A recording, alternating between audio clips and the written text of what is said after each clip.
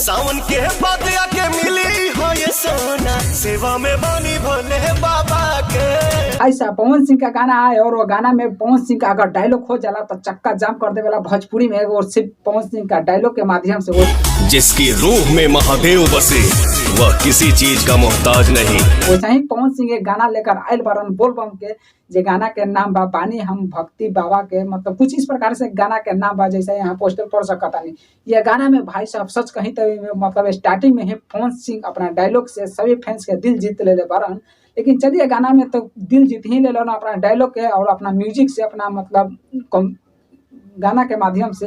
लेकिन हम ये गाना के थोड़ा सा रिव्यू कर देवल चाहता नहीं, काहे कि गाना में बहुत ही हमरा अच्छा सब कुछ लागल और काका अच्छा लागल हम बता नहीं चाह। सावन के बाद आके मिली हो ये सोना, सेवा में बानी भोले बाबा के। स्टार पवन सिंह के डायलॉग अच्छा लागल, जो डायलॉग तो इतना बेहतरीन बा कि सब युवा के सभी मतलब पवन सिंह के चाहे वाला सभी लोग का दिल जीत ले रहा सिर्फ अपना गाना के डायलॉग के माध्यम से। लेकिन हम बतावता कि ये गाना में सबसे बेहतरीन और हमें अच्छा लागल में भक्ति भाव लागल। क्या है कि पवन स्टार पवन सिंह मतलब एकदम भाई साहब का कहीं जा तो भक्ति में एकदम झूमल बारन, वो भी भर में एक बार आवन, एक महीना खातिर सावन, तो सावन में मतलब भक्ति में झूमल बारन पवन स्टार पवन सिंह।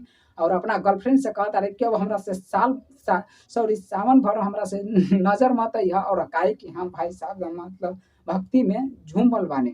इसी प्रकार से पवन स्टार पवन सिंह एकदम भक्ति में झूमल बारन और अपना गर्लफ्रेंड से कहता रहे कि अब हमरा से मतलब एक महीना तक दूरे रहिए, अब हमरा से कोनो बातचीत मत करिए, काहे कि हम अब भक्ति में झूम गई, अब भक्ति में बानी मगन।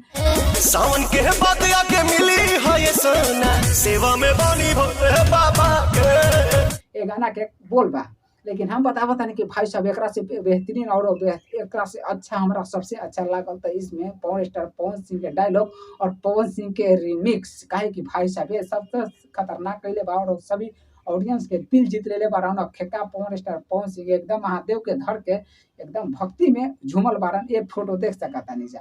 अगर सोशल मीडिया पे अगर बात किया जाए तो सबसे फोटो को वायरल हो रहा बा तो बस पवन स्टार पवन सिंह के ये वाला फोटो वायरल हो रहा बा, यहाँ और लोग देख सकता नहीं जा। और ये साथ साथ ये ना एक साथ साथ पवन स्टार पवन सिंह के हर गाना में जो डायलॉग बा, हर डायलॉग के फेमस हो कहता भाई साहब, एक दो डायलॉग नहीं मतलब 3-4 गो डायलॉग बा, 3-4 डायलॉग फेमस हो कहता और खूब ज्यादा वायरल हो रहा बा।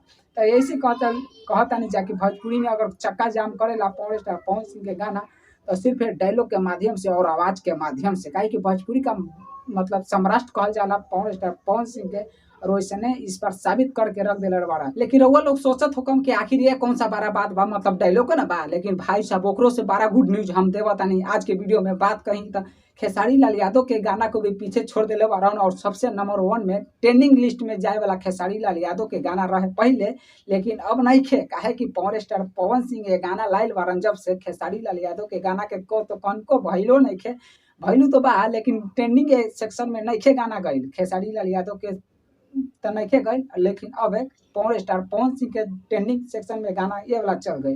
काहे कि यही से कहल जाला कि पवन स्टार के पावर कब मतलब उफान मारी कौनो पता नहीं क्या। वैसे ही ये बार पवन स्टार पवन सिंह साबित कर दिल बारन कि ना सच में पवन स्टार पवन सिंह का पावर पवन सिंह से शुरू होला। काहे कि पवन सिंह भी मतलब खेसारी लाल यादव के पहले गाना ज्यादा था ट्रेंडिंग में, लेकिन अब नहीं खे भाई साहब सोच सकता नहीं कि अब पवन स्टार पवन सिंह का गाना बा, जो गाना के बारे में हम रिव्यू कैनी। यह गाना ट्रेंडिंग में बा, एक रउआ लोग यहाँ पर भी फोटो देख सकता नहीं, वो भी 2 नंबर ट्रेंडिंग में बा।